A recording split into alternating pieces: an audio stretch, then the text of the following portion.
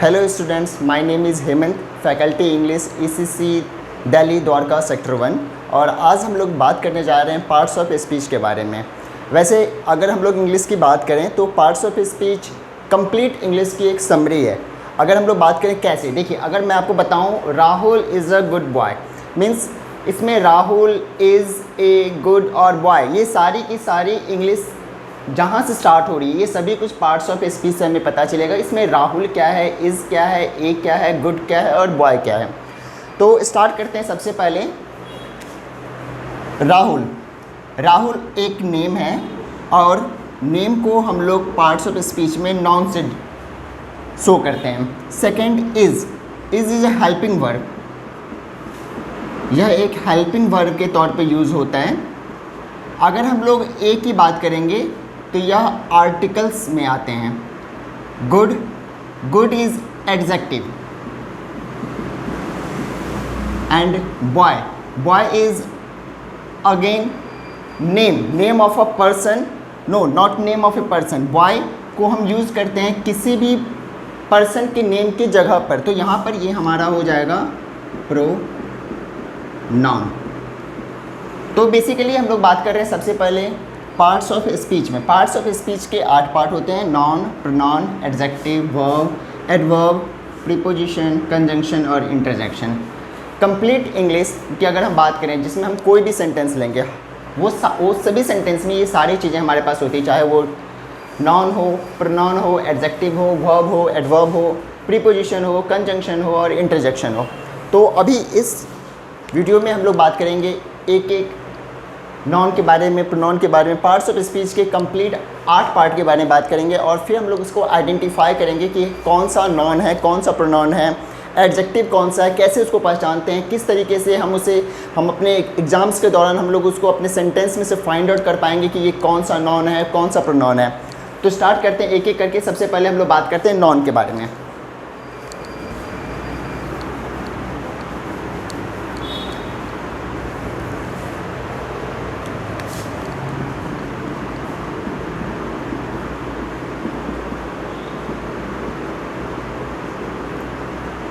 Naming words, naming words it means name of any person, place और thing. अगर हम किसी व्यक्ति, वस्तु अथवा स्थान के नाम की बात करेंगे, कोई भी नाम हो, चाहे वो व्यक्ति हो, किसी का, किसी वस्तु का नाम हो, किसी स्थान का नाम हो, किसी जगह का नाम हो, किसी किताब का नाम हो, कुछ भी नाम हो, तो वो हमारा नाउन होगा। जैसे एग्जाम्पल के तौर पर अगर हम लोग बात करेंगे किसी व्यक्ति का नाम, जैसे कि हेमंत, ये मेरा नाम हुआ, तो यह एक नाउन है। अगर हम लोग बात करेंगे ईसीसी दिल्ली, तो यह एक इंस्टीट्यूट का नाम है और यह एक इंस्टीट्यूट का नाम है और यह भी एक नाउन हुआ। अगर हम लोग किसी प्लेस की बात करते हैं, जैसे कि अगर हम लोग बात करें द्वारका, सॉरी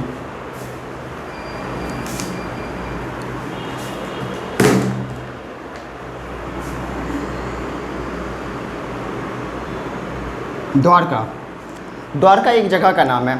अगेन द्वारका भी एक नाउन है। इसी तरीके से अगर हम लोग किसी किताब के बारे में बात करेंगे, जैसे कि अगर हम लोग बात करें साइंस बुक, या हम लोग बात करें गीता, या हम लोग बात करें किसी भी बुक के बारे में, वो भी एक तरीके का नाउन है। अगेन अगर हम लोग प्लेस की बात करते हैं, जैसे कि हमने द्वारका की बात की, द्वारका भी एक तरीके का नाउन है। तो हम लोग इसे आइडेंटिफाई करेंगे किसी भी सेंटेंस में, उस सेंटेंस में अगर नाउन होगा ही होगा, अगर वो अपने किसी फॉर्म में होगा। अगर नाउन नहीं होगा तो नाउन की जगह पर हम लोग जिस वर्ड को यूज़ करते हैं वो होता है हमारा प्रोनाउन। प्रोनाउन क्या हुआ, जैसे कि अगर हम लोग नाउन को हर जगह यूज़ नहीं कर सकते हैं। अगर मैं आपको एक एग्जांपल देकर बताऊं तो Ram is a good boy, Ram के लिए यहाँ पर हमने एक नाउन का यूज़ किया, जैसे कि राम एक नाम है, तो Ram is a good boy. लेकिन हम लोग हर पूरे सेंटेंस में अगर हम लोग बात करेंगे, जैसे कि पहला सेंटेंस मैंने लिखा Ram is a good boy, दूसरा सेंटेंस लिखे राम गोज़ टू स्कूल, तीसरा सेंटेंस लिखे राम इज़ वेरी इंटेलिजेंट। तो आप यहाँ देखो मैंने ना 3 बार राम का यूज़ किया है। मैंने यहाँ पर 3 बार राम का यूज़ किया जो कि हमारे सेंटेंस के स्ट्रक्चर को सूट नहीं कर रहा है, बिल्कुल भी अच्छा नहीं लग रहा है। मैं बार बार ये कहूँ राहुल एक अच्छा लड़का है, राहुल स्कूल जाता है, राहुल पढ़ता है, राहुल सोता है, राहुल उठता है, तो बिल्कुल ये सही नहीं है। तो हम लोग यहाँ पे यूज़ करेंगे, पहली बार हम लोग डिफाइन करेंगे हम लोग बात किसकी कर रहे हैं। हम लोग बात कर रहे हैं राहुल की, तो हमने सबसे पहले जैसे यहाँ पर इस सेंटेंस की बात करें, इस सेंटेंस में हम लोग बात कर रहे हैं राम की, तो हमने सबसे पहले राम को लिखा, Ram is a good boy. अब सेंटेंस के आगे जब जब हमें राम को डिनोट करना होगा तो हम लोग राम की जगह कुछ और शब्द का यूज़ करेंगे। अब जिस शब्द का इस्तेमाल हम लोग नाउन की जगह करते हैं उसे हम लोग प्रोनाउन कहते हैं। मतलब words which comes at place of noun is called pronoun. Means pronoun क्या हुआ, प्रो नाउन। आप इसको इस तरह समझो, अगर मैं बात करूं प्रो नाउन मतलब जो नाउन की जगह पर इस्तेमाल किया जा सके उसे हम लोग प्रोनाउन कहते हैं। जैसे कि अगर मैं इस सेंटेंस में बात करूंगा, Ram is a good boy, Ram goes to school, Ram is very intelligent. यहाँ पर हम लोग हर बार राम यूज़ कर रहे हैं, तो पहली बार राम यूज़ करते हैं, आगे हम लोग यूज़ करेंगे ही, अगेन यहाँ यूज़ करेंगे ही। मतलब मैंने राम की जगह पर ही को यूज़ किया, यहाँ पर फिर से मैंने राम की जगह पर मैंने यहाँ पर ही को यूज़ किया। मतलब मैंने नॉन की जगह जिस शब्द को इस्तेमाल किया है वो हमारा प्रोनाउन होगा।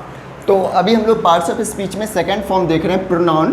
प्रोनाउन मैंने बताया, प्रोनाउन क्या है, प्रोनाउन वह शब्द, दोज वर्ड्स जिन्हें हम लोग नाउन की जगह पर इस्तेमाल करते हैं। जैसे कि अगर मैं आपको बताऊं कि Ram is a good boy, he goes to school, he is very intelligent, ठीक है। तो यहाँ पर राम की जगह पर हमने ही को यूज़ किया है, राम की जगह पर यहाँ पर मैंने यहाँ फिर से ही को यूज़ किया है, ठीक है। तो इस तरह से प्रोनाउन क्या हुआ, प्रोनाउन वो वर्ड्स हुआ जो नाउन की जगह पर इस्तेमाल किया जा सके। जैसे प्रोनाउन की कुछ एग्जांपल देते हैं, ठीक है। प्रोनाउन में हम लोग यूज़ कर सकते हैं I, we, you, he, she, it और दे। मैंने यहाँ एक टेबुलर फॉर्म में इसे लिखा है, मैं आपको एक्सप्लेन करता हूँ ये मैंने क्यों इस तरह से लिखा है। देखिए प्रोनाउन को हम लोग सिंगुलर और प्लूरल दोनों ही फॉर्म में लिखते हैं। ये मैं एक अलग से वीडियो बनाऊंगा सिंगुलर और प्लूरल का, जिसमें मैं आपको एक्सप्लेन करूंगा सिंगुलर से प्लूरल कैसे बनाया जाता है या सिंगुलर और प्लूरल को किस तरीके से हम लोग एक्सप्लेन करते हैं, ठीक है।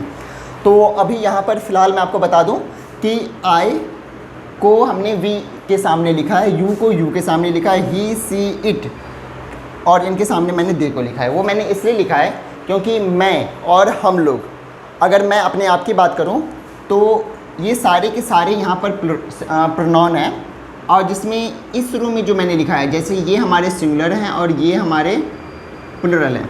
देखिए अगर मैं बात करूँ आई मतलब मैं सिंगल हूँ तो मैं सिंगुलर हुआ, ठीक है। लेकिन अगर हम लोग की बात करते हैं, हम लोग यहाँ पर कई सारे लोग यहाँ पर होंगे, ठीक है ना। जैसे मैं हूँ, आप हो, ठीक है ना, तो ये हम लोग हैं यहाँ पे, तो हम लोग यहाँ पर वी से इसका इस्तेमाल करेंगे। चूँकि आई भी हमारा एक प्रोनाउन है और वी भी हमारा प्रोनाउन है, लेकिन अंतर कहाँ पे है कि आई को हम लोग यूज़ करते हैं सिंगुलर में और वी को यूज़ करते हैं प्लूरल में, ठीक है। वैसे यहाँ पर अगर हम लोग यू की बात करें, तुम, ठीक है, और तुम लोग, सो यहाँ पर एक छोटा सा ट्विस्ट है कि हम लोग इंग्लिश में तुम और तुम लोग दोनों के लिए यू का ही यूज़ करते हैं। जैसे कि यहाँ भी सिंगुलर में भी यू होगा, प्लूरल में भी यू होगा, ठीक है। अगर आपको यहाँ पर कोई भी क्वेश्चन हो तो आप हमें इस वीडियो में कमेंट्स कर सकते हैं, ठीक है, और मैं आपके सभी कमेंट्स का आंसर करूँगा। इसके साथ मैं आपको आगे बताऊँ ही, सी और इट, तो ही, सी और इट सिंपल सा लॉजिक है। देखिए ही हम लोग यूज़ करते हैं मास्कुलिन के लिए, सी यूज़ करते हैं फेमिनिन के लिए, और इट कॉमन या न्यूट्रल, ठीक है। चलिए मैं आपको अलग से बताता हूँ कि ये क्या है, मास्कुलिन, फेमिनिन और कॉमन या न्यूट्रल, जो भी मैंने आपको बताया ये मैं आपको अभी अलग से बताऊँगा थोड़ी देर में। ये सारे कंप्लीट हो जाएंगे फिर मैं आपको बताऊँगा। तो इस टॉपिक को देखने के लिए आप हमारी वीडियो में अंत तक रहिएगा, ताकि मैं आपको ये चीज़ें अच्छे से फिर एक्सप्लेन करूँगा कि मास्कुलिन क्या है, फेमिनिन क्या है, और यहाँ पर इट को हम लोग कहाँ यूज़ करते हैं।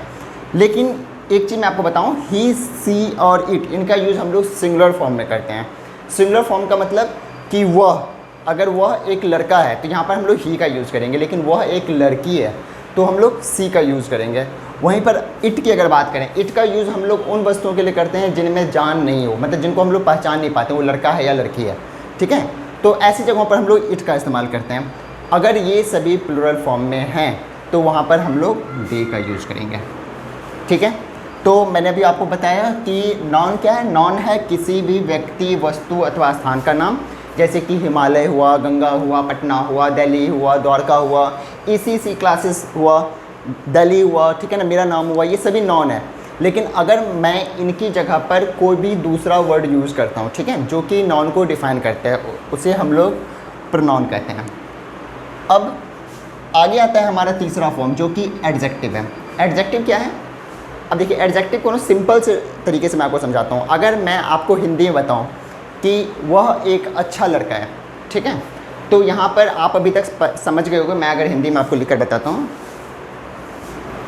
मैं आपको हिंदी बताता हूँ, यहाँ देखो आप, वह एक अच्छा लड़का है। चलिए अब एक एक करके समझते हैं, ठीक है। सबसे पहले हम बात करते हैं वह क्या होगा। वह के लिए यहाँ पर हम लोग क्या यूज़ करेंगे?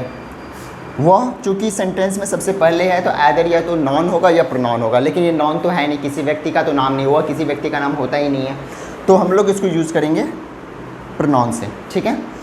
एक के लिए हम लोग ए यूज़ करेंगे, अच्छा के लिए हम लोग गुड यूज़ करेंगे, और लड़का के लिए हम लोग बॉय यूज़ करेंगे, ठीक है।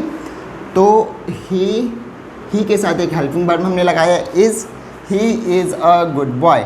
हेल्पिंग वर्ब मैं आपको अभी बताऊंगा, जब मैं वर्ब बता रहा हूँ तब मैं आपको हेल्पिंग वर्ब एक्सप्लेन करूँगा।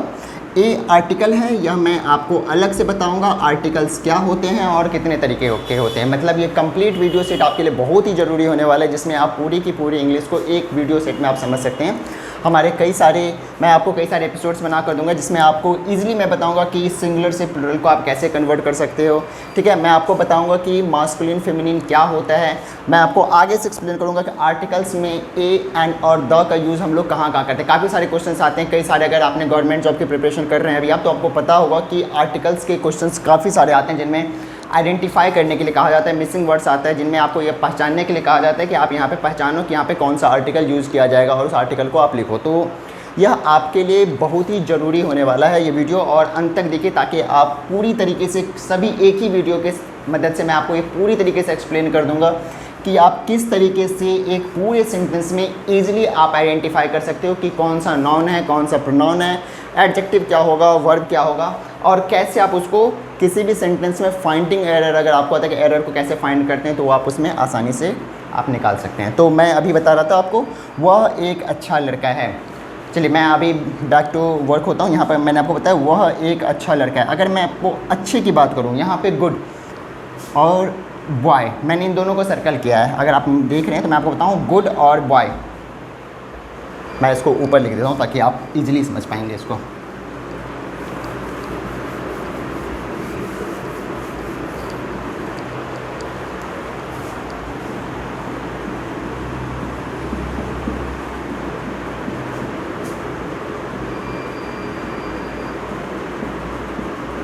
ओके, तो मैं आपको बताता हूँ, देखिए वह एक अच्छा लड़का है। मैंने सबको अंडरलाइन कर दिया। यहाँ पे मैंने अंडरलाइन इसलिए किया है कि आप आइडेंटिफाई कर सको कि यहाँ पे वह क्या है, एक क्या है, अच्छा क्या है, लड़का क्या है और हाय क्या। अगर आपने अभी भी चैनल ज्वाइन किया है तो आप इस वीडियो को शुरू से देखिए ताकि आपको समझ में आ सके कि मैंने यहाँ पर पहले भी एक्सप्लेन कर रखा है। अगर मैं आपको नीचे दिखाऊँ तो मैंने यहाँ पर पहले भी एक्सप्लेन कर रखा है। मैं इसे मिटा देता हूँ ताकि मैं आपको यहाँ एक्सप्लेन कर सकूँ। देखिए वह को मैंने यूज़ किया, वह नॉन नहीं है, प्रोनाउन की जगह पर मैंने वह को यूज़ किया। इसको मैं बोलता हूँ ही के साथ एक हेल्पिंग वर्ब मैं यूज़ करूँगा इज़। यहाँ पर ए के लिए मैं ए यूज़ करूँगा, अच्छा के लिए मैं यहाँ पर गुड यूज़ करूँगा, और लड़का के लिए मैं यहाँ पर बॉय यूज़ करूँगा। देखिए ये जो हाई होता है ना, हाई को इंग्लिश में मैं यहाँ पर इज़ के लिए इस्तेमाल करता हूँ। मतलब आपके सेंटेंस में मैंने सभी कुछ को इंग्लिश में लिख दिया, ठीक है। वह के लिए मैंने ही लिखा है, हाई के लिए इज़ लिखा है, ए के लिए एक लिखा है, अच्छा के लिए गुड लिखा है, और लड़का के लिए बॉय लिखा है।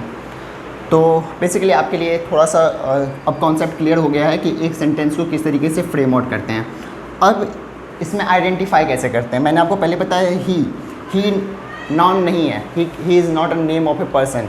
तो पर्सन की जगह पर मैंने इसको यूज़ किया। अगर मैं यहाँ पर बताऊँ राहुल एक अच्छा लड़का है, मैं आपको दूसरा एग्जाम्पल दे रहा हूँ, राहुल एक अच्छा लड़का है, तो राहुल नाउन हो जाएगा। यहाँ पे देखिए राहुल नाउन हो जाएगा, क्योंकि राहुल क्यों नाउन होगा, क्योंकि राहुल किसी व्यक्ति का नाम है। लेकिन राहुल की जगह पर मैंने जो शब्द यूज़ किया है वो है ही, ठीक है। तो ही क्या हो गया, हमारा प्रोनाउन हो गया। ही के साथ एक हेल्पिंग वर्ब आता है इज, जो कि मैं आपको अभी आगे बताऊंगा। ए आप देख रहे हैं कि मैंने एक के लिए मैंने ए यूज़ किया, यह एक आर्टिकल होता है, ये मैं आपको अलग से बताऊंगा। अब लास्ट में आते हैं हम लोग लड़का, इसके लिए मैंने बॉय का यूज़ किया। बॉय क्या है, बॉय भी यहाँ पर एक, मैं आपको यूज़ करूँ, एक सेकेंड सॉरी,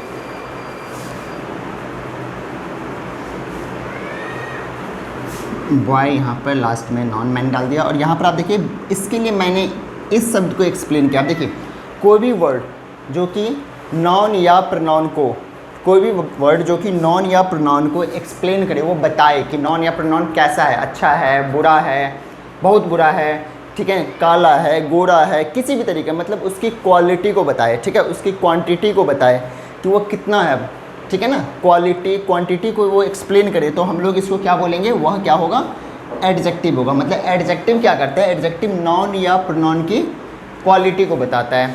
तो आप अभी तक क्या समझ चुके हैं कि यहाँ पर गुड क्या है, गुड बता रहा है बॉय को, मतलब बॉय कैसा है, बॉय गुड, मतलब अच्छा है, ठीक है। तो ये इसने किसको डिनोट किया, इसने बॉय को डिनोट किया। तो गुड क्या है, यहाँ पे एडजेक्टिव है। तो आप यहाँ पर अंडरस्टैंड करने, तो कोई भी एग्जांपल में आप लो, कोई भी एग्जांपल लो, ठीक है ना, तो आप उसमें आसानी से समझ पाओगे कि अगर एडजेक्टिव कहीं पर भी होगा तो वो अपने अगल बगल वाले किसी नॉन या प्रोनाउन को एक्सप्लेन कर रहा होगा, बता रहा होगा कि उसका बगल वाला नॉन या प्रोनाउन कैसा है, ठीक है। अगर मैं आपको दूसरा एग्जांपल दूँ, ठीक है ना, जैसे मैं आपको बताता हूँ,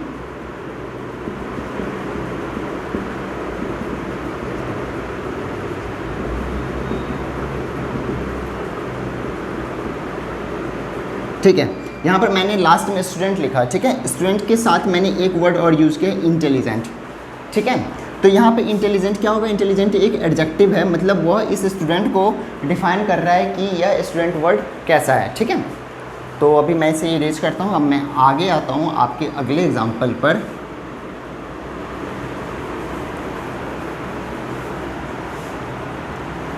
तो अभी तक हम लोगों ने आसानी से अभी तक हम लोग समझ पाए हैं कि नॉन क्या है, प्रोनाउन क्या है, एडजेक्टिव क्या है। एडजेक्टिव के बाद पार्ट्स ऑफ स्पीच का चौथा फॉर्म है वर्ब। वर्ब क्या होगा,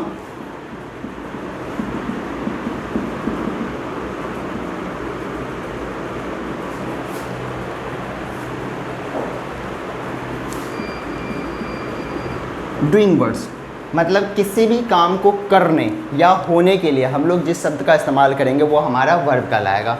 मतलब अगर हम लोग बात करें कोई भी काम, अगर किसी भी तरह का काम, जैसे कि रोना, मैं हिंदी में बात कर रहा हूँ ताकि आप आसानी से समझ पाएँ, रोना, हंसना, गाना, सोना, खाना, ठीक है, मैं सबको अंडरलाइन कर दे रहा हूँ ताकि आप समझ पाओ मैं किसकी बात कर रहा हूँ। रोना यह एक तरीके का काम है, आप कुछ नहीं कर रहे हो, आप रो रहे हो, तो यही हमारा वर्ब हुआ। मतलब अगर मैं बात करूं कि नाउन या प्रोनाउन क्या काम कर रहा है, तो नाउन और प्रोनाउन अभी रो रहा है, वैसे एग्जांपल थोड़ा सा अलग सा है, नाउन और प्रोनाउन रो रहा है। हंसना यह भी एक तरीके का वर्ब है, मतलब नाउन या प्रोनाउन को एक्सप्लेन कर रहा है, नाउन और प्रोनाउन अभी क्या एक्टिविटी कर रहा है, तो हंस रहा है। वैसे ही गाना, सोना, खाना। वैसे आपको मैं बताऊं एक छोटा सा ट्रिक, अगर आप ज़्यादातर इन हिंदी वर्ड्स में देखो, किसी भी एडजेक्टिव को अगर आपको समझना हो तो आप उसके हिंदी वर्ड्स को समझने की कोशिश करो, ठीक है। उसके हिंदी वर्ड्स में आपको लास्ट में ज़्यादातर में, मोस्ट ऑफ द, मैं ये एक्सेप्शन नहीं बता रहा हूँ, हो सकता है नहीं भी हो, ठीक है, तो ज़्यादातर मैं बता रहा हूँ उस केस में आपको लास्ट में ना मिलेगा, ठीक है। अगर आपको कभी भी वर्ब आपको आइडेंटिफाई करना हो अपने पेपर्स के दौरान क्वेश्चंस में, तो आप वहाँ पर इस तरीके से उसे पहचान सकते हो कि आप पहले उसका हिंदी समझने की कोशिश करो। अगर आपने हिंदी समझ लिया, ठीक है, तो आपके लिए उस वर्ड्स को आइडेंटिफाई करना, उसके पार्ट्स ऑफ स्पीच को ब्रेक करना और उसके हर एक वर्ड्स को समझना कि ये कौन सा वर्ड है, बहुत ही ईजी हो जाएगा। तो सबसे पहली बात यह है कि आप उसको समझ पाओ कि वो है क्या। किसी भी सेंटेंस को ब्रेक करने का बहुत ही सिंपल सा रूल है, हम सबसे पहले उसके एक एक वर्ड को ब्रेक करते हैं। जैसे अगर मैं आपको कोई सा भी एक एग्जांपल दूं, Madan goes to school every day in the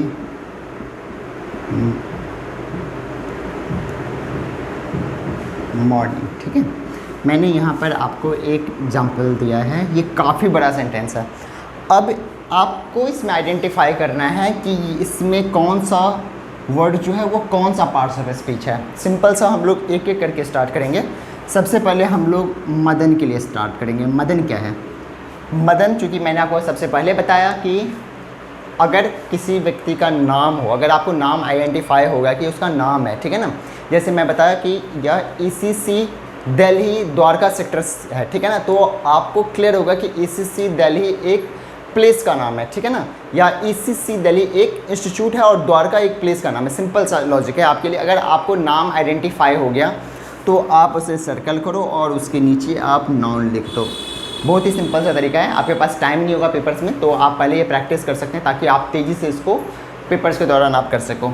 second चीज़ मैं आपको बता रहा हूँ, गोज़, ठीक है। देखिए, गो को अगर मैं S या ES लगाकर सिंगुलर या प्लुरल बना सकता हूँ। मतलब अगर मैं गो लिखूँगा, गो प्लुरल होता है हमेशा, S या ES लगाकर उसे सिंगुलर बनाया जाता है। तो जब भी आपको पेपर में कोई भी ऐसा वर्ड मिले, ठीक है ना, जिसमें आपको S या ES लास्ट में मिले, देखिए ये रूल ना सभी वर्ड्स पे अप्लाई नहीं होता है।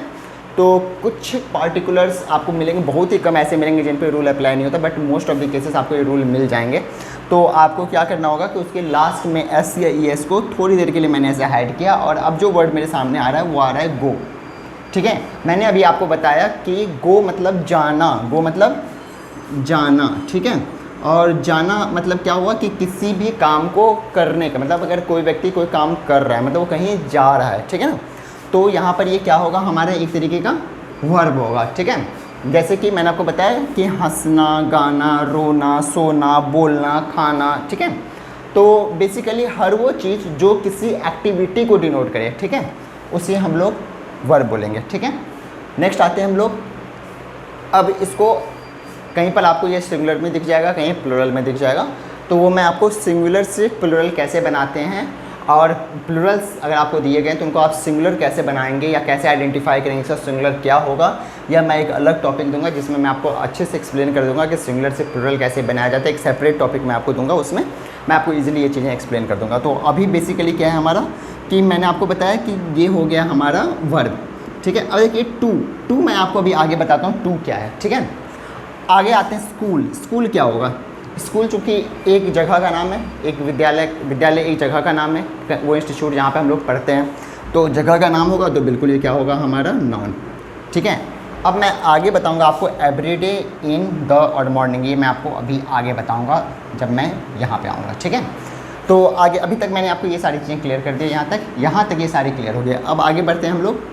वर्ब हमारा क्लियर हो गया। वर्ब क्या हुआ? वर्ब किसी भी काम को करने का, मतलब कोई भी काम अगर हम लोग कर रहे हैं, जैसे हम लोग रो रहे हैं, हंस रहे हैं, गा रहे हैं, सो रहे हैं, खा रहे हैं, कहीं जा रहे हैं, पढ़ रहे हैं, कुछ सुन रहे हैं, ठीक है ना। मतलब हम लोग दिन में कई सारी एक्टिविटी करते हैं, हर एक एक्टिविटी करते हैं। जैसे मैं अभी आपको बता रहा हूँ, मैं अभी आपको पढ़ा रहा हूँ, तो ये भी एक एक्टिविटी है। तो हर एक एक्टिविटी के लिए हम लोग वर्ब का यूज़ करते हैं। देखिए वर्ब के बिना तो कोई सेंटेंस ही नहीं होगा, ठीक है। मतलब हर एक सेंटेंस में वर्ब कहीं ना कहीं ज़रूर हाइड होगा, किसी न किसी फॉर्म में ज़रूर हाइड होगा। मतलब अगर कोई भी सेंटेंस ऐसा ना हो जिसमें वर्ब नहीं होगा, क्योंकि हम लोग कुछ ना कुछ तो एक्टिविटी ज़रूर कर रहे होंगे उस वर्ब में, ठीक है। तो यहाँ पर हमारा ये क्लियर हो गया कि हम लोग वर्ब किसे कहते हैं, मतलब कोई भी एक्टिविटी, किसी भी तरह का एक्टिविटी को हम लोग वर्ब कहेंगे। जैसे रोना, हंसना, गाना, सोना, खाना, ये हिंदी में हुआ। इसका इंग्लिश फॉर्म होगा आपका, जैसे गो के लिए मैंने, जाना के लिए मैंने गो का इस्तेमाल किया, खाना, ईट, सोना, स्लीप, ठीक है। तो इस तरीके से आप आइडेंटिफाई कर सकते हो कि आपके लिए क्या आपकी है वर्ब हमारा क्या है, ठीक है। नेक्स्ट हम लोग आते हैं एडवर्ब। देखिए एडवर्ब को समझना ना बहुत ही आसान है, वैसे लोगों को ये काफ़ी डिफिकल्ट लगता है। मैं आपको सिंपल सा लॉजिक दूंगा, फिर आप आसानी से समझ जाओगे कि एडवर्ब क्या होता है, ठीक है।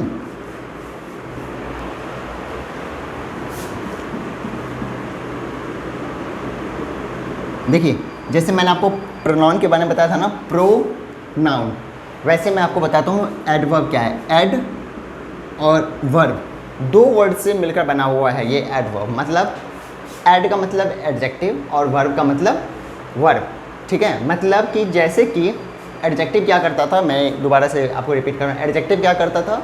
एडजेक्टिव नाउन या प्रोनाउन को एक्सप्लेन करता था।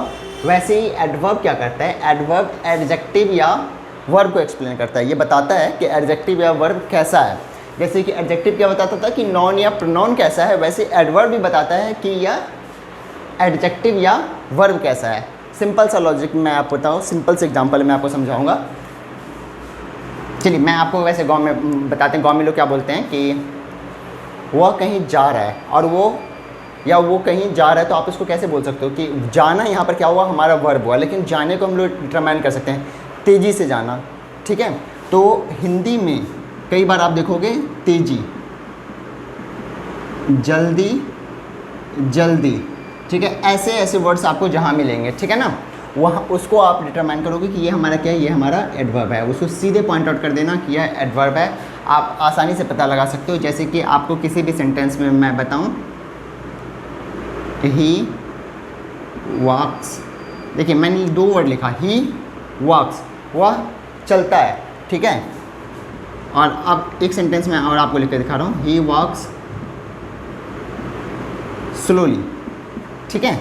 अब यहाँ देखिए, यहाँ पर मैंने जो स्लोली वर्ड यूज़ किया LY जो मैंने लास्ट में लगाया है, ठीक है ना, इससे भी आप आइडेंटिफाई कर सकते हो।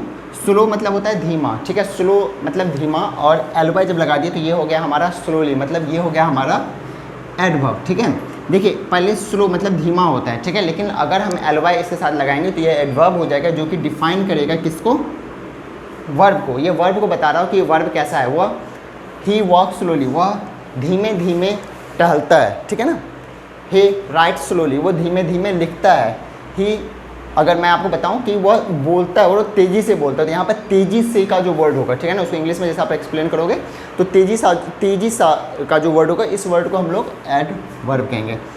तो अभी हमारे पार्ट्स ऑफ स्पीच के पहले 5 हमारे कवर हो चुके हैं point, non, pronoun, adjective, verb, adverb. इसमें हमने क्या जाना, मैं एक छोटा सा रिकॉल कर रहा हूँ ताकि आपको अभी समझ में आए कि मैंने यहाँ से क्या क्या बताया, और आप अभी से आइडेंटिफाई भी कर सको कि यहाँ तक में क्या क्या चीज़ें मैंने आपको अच्छे से एक्सप्लेन कर दी है, ठीक है। तो मैंने आपको क्या बताया, अभी मैंने आपको बताया नाउन, किसी व्यक्ति, वस्तु अथवा स्थान के नाम को हम लोग नाउन कहते हैं। प्रोनाउन कहते हैं जो वर्ड नाउन की जगह पर इस्तेमाल हो सके, जैसे कि he, she, it, you, I, we. Adjective जो कि नाउन या प्रोनाउन की विशेषता को बताता है नाउन या प्रोनाउन कैसा है। इसके अलावा अभी हमारे पास क्या है, वर्ब। वर्ब क्या बताता है, वर्ब यह एक्सप्लेन करता है कि एडजेक्टिव वर्ब यह एक्सप्लेन करता है कि अभी नाउन या प्रोनाउन क्या काम कर रहा है। वहीं एडवर्ब क्या एक्सप्लेन करता है, एडजेक्टिव या वर्ब कैसा है, एडजेक्टिव या वर्ब किस तरह के काम कर रहे हैं, ठीक है।